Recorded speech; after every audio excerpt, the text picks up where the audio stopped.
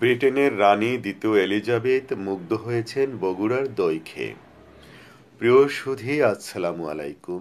আমি জাহিদ আল রাজি আপনাদের সাথে আছি। আজকের বিষয় দই। বগুড়ার দই খেয়ে মুগ্ধ হন রানী। অতিথি আপ্যায়ন কিংবা ভোজন উৎসব অথবা প্রিয়জনকে উপহার দিতে বগুড়ার দইয়ের বিকল্প নেই। শুধু দইকে কেন্দ্র করেই বগুড়া পেয়েছে নতুন পরিচিতি, যে কারণে কেউ কেউ বলেন দইয়ের রাজধানী বগুড়া। স্বাদে ও গুণে অতুলনীয় হওয়ায় বগুড়ার দই দেশ বিদেশে এখন জনপ্রিয় মিষ্টান্ন খাবার। উত্তরাঞ্চলের রাজধানী বগুড়াকে এগিয়ে নিতে বগুড়ার দই জিআই পণ্যের তালিকায় নাম লিখিয়েছে।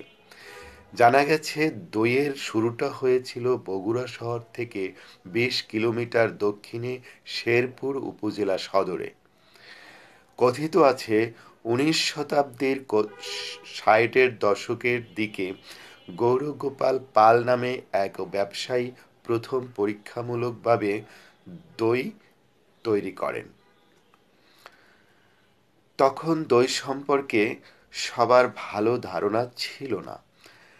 গৌরগোপালের এই দই ধীরে ধীরে ব্যাপক জনপ্রিয় হয়ে ওঠে। বগুড়ার ঐতিহ্যবাহী নবাব পরিবার ও সাতানি পরিবারের কাছে এই দই সরবরাহ করা হতো। সে সময় এই দইয়ের নাম ছিল নবাব বাড়ির দই। কালে কালে দিন গড়িয়ে গেলেও এখনো বিশেষ খাবার হিসাবে ধরে রেখেছে দই। খোদ ব্রিটেনের রানী দ্বিতীয় এলিজাবেথ মুগ্ধ হয়েছিলেন বগুড়ার দই খেয়ে। এমনকি পাকিস্তানের স্বৈরশাসক আইয়ুব খান এখানকার দইয়ের প্রেমে পড়েছিলেন। মার্কিন ও ব্রিটেনের প্রভাবশালী ব্যক্তিত্বদের মন জয় করতে বগুড়ার দই পাঠানো হয়েছিল। ভারত ভাগের সময় থেকে বগুড়ার দইয়ের স্বর্ণযুগ শুরু। গৌরগোপালের ফর্মুলাতে রেডিমেড দইয়ের খ্যাতি ছড়িয়ে পড়ছিল। পরে কালক্রমে স্বাদের বৈচিত্র্যের কারণে তা মিষ্টি দইতে রূপান্তরিত হয়। প্রায় ৩০০ বছরের ইতিহাস বগুড়ার দইয়ের। ১৯৩৮ সালে ইংল্যান্ডে ছড়িয়ে পড়ে বগুড়ার বিখ্যাত দই। স্বাধীনতার পর বগুড়ার দই তৈরিতে শহরের গৌরগোপালের পাশাপাশি মহরম আলী, বাগরপাড়ার রফাত আলীর নাম ছড়িয়ে পড়ে। সে সময় ছোট ছোট মাটির পাত্রে, স্থানীয় ভাষায় যাকে হাঁড়ি বলে, দই ভরানো হতো। ঘোষদের ছোট ছোট দোকান থাকলেও তখন কাঁধে ভার ও ফেরি করেই দই বিক্রি হতো। বগুড়ার ১২ উপজেলায় প্রায় ২ সহস্রাধিক দইয়ের শোরুম রয়েছে।